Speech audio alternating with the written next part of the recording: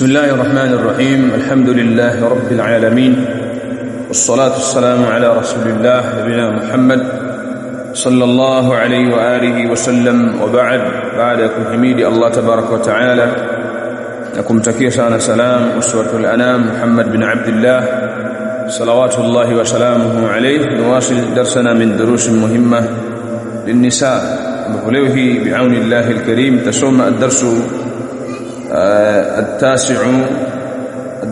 التاسع والأربعون، صوم الأربعين 9.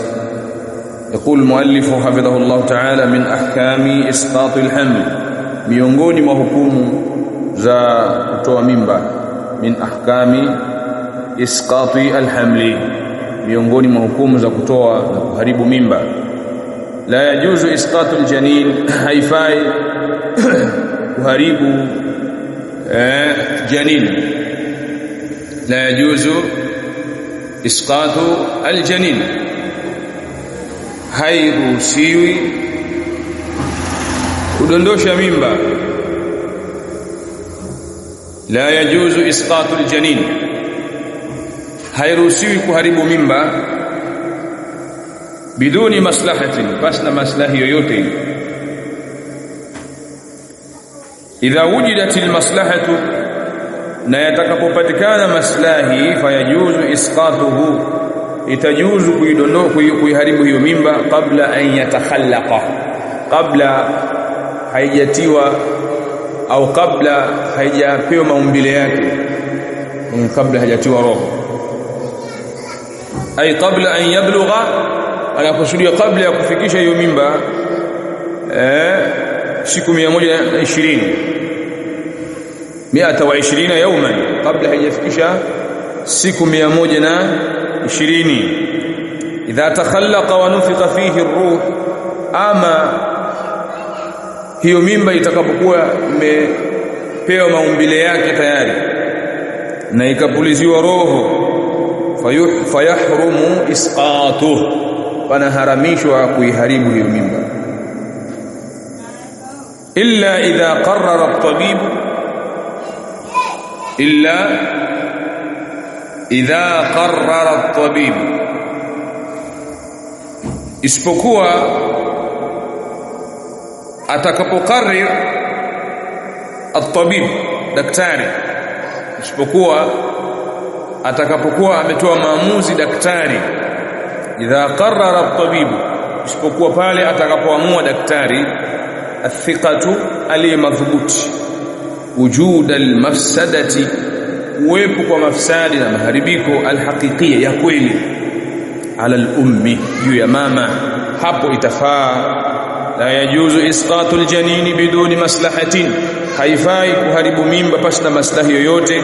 Idha wujidat almaslahatu, yatakapopatikana maslahi ya kuharibu hiyo mimba, fayajuzu isqatuhu, itafaa kuiharibu hiyo mimba kabla an yatakhallaqa, kabla haijapewa maumbile yake hiyo mimba. Ay kabla an yablugha 120 yawman, kusudia kabla ya kufikisha siku 120. Idha takhallaqa wa nufikha, ama kitoto kile tumboni kitakapokuwa kimepewa maumbile yake, masikio yapo, mikono ipo, vile viungo vyake vyote vipo, amepewa maumbile yake tayari. Wa nufikha fihi ruh, na akapuliziwa roho, fayahrumu isqatuhu, panaharamishwa kuiharibu hiyo mimba.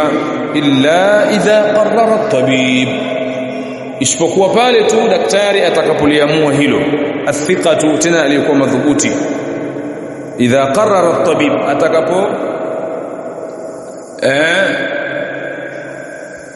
atakapoelezea daktari juu ya kuwepo kwa nini mafsadi. Illa idha qarrara at-tabibu, isipokuwa atakapothibitisha, tumie thibitisha. Illa idha qarrara at-tabibu, isipokuwa atakapothibitisha daktari, athiqatu, aliyemadhubuti, wujud almafsada, uwepo kwa mafsadi na maharibiko, alhaqiqiyya, ya kweli au ya uhakika, ala al-ummi, juu ya nani? Mama. Wazi? Tayib, hii darsa ya 49 ni darsa muhimu jiddan, kwa sababu ni masail haya ahlul ilm wanaita katika fiqh an-nawazil, katika fiqh ya mambo ambayo yanajitokeza kwa wingi sana katika muda huu tuliokuwa nao duniani.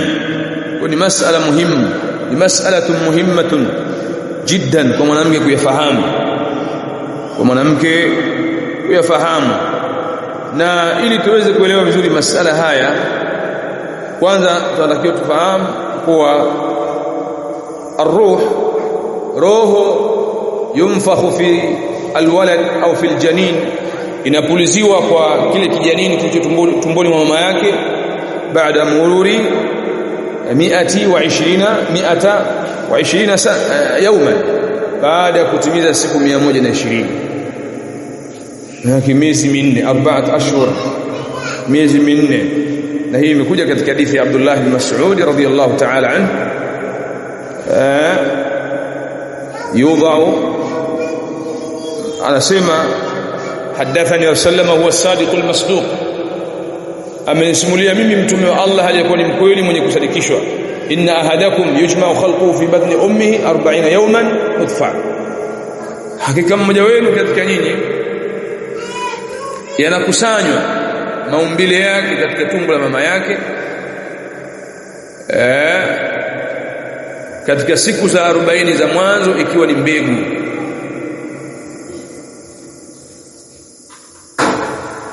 Katika siku 40 za mwanzo ikiwa ni mbegu za maniyu.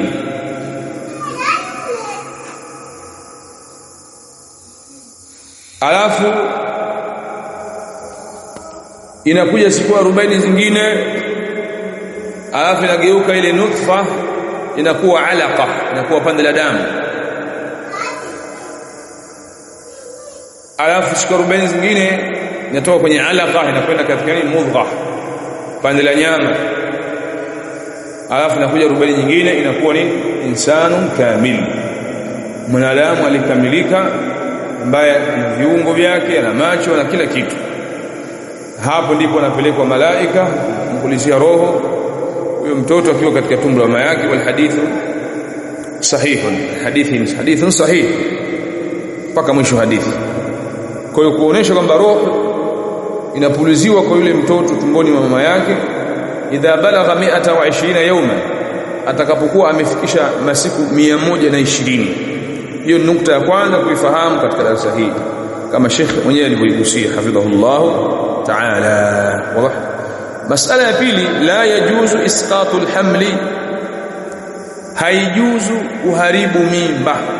La yajuzu isqatul hamli, haijuzu kuiharibu mimba fi mukhtalafi marahilihi, katika vituo vyake vyote ngapi? Vinne. Haijuzu, la yajuzu isqatul hamli, haijuzu bali ni haram kudondosha au kuiharibu mimba fi mukhtalafi marahilihi, katika vituo vyake vinne vyote haifai, kama anavyosema Sheikh hapo, illa limubarriri ash-shar'i, isipokuwa itakapokuwa imepatikana sababu ya kisheria. Illa limubarriri ash-shar'i, isipokuwa itakapopatikana sababu ya kisheria, hapo ndio itafaa, hapo ndipo itafaa. Hiyo masala ya ngapi? Ya pili. Kwa hiyo mwanamke anatakiwa alijue ili kwamba yeye akishashika ujauzito haruhusiwi kuiharibu mimba bila ya kuwepo nini? Maslahi ya kisheria, bila ya kuwepo sababu ya kisheria. Lazima awe na mubarrirun shar'i, ndipo ataruhusiwa. Almas'alatu athalitha, idha balagha alhamlu 120 yawma, mimba ikifikisha masiku 120. Idha balagha alhamlu 120 yawman, mimba ikishafikisha siku 120, la yahillu isqatuhu walau kana mushawwahan, haifai kuiharibu hata kama ina maumbile mabaya mfano wake, au ina aibu fulani. Kwa sababu gani? Kwa sababu nufikha fihi ar-ruh, tayari ishapuliziwa roho tayari, wa asbaha insanan kamilan, na ameshakuwa tayari mwanadamu kamili. Kwa isqatuhu yutabaru qatl. Kwa hiyo kuidondosha hiyo mimba, kuiharibu hiyo mimba katika sura hiyo itazingatiwa kuwa ni kuua. Lakini sasa idha kana baqa'u, hapa mimba imefikisha siku 100 na ngapi? 20. Ikifikisha mimba siku 120 haifai kuidondosha, kuiharibu, hata kama ina aibu fulani, hiyo mimba.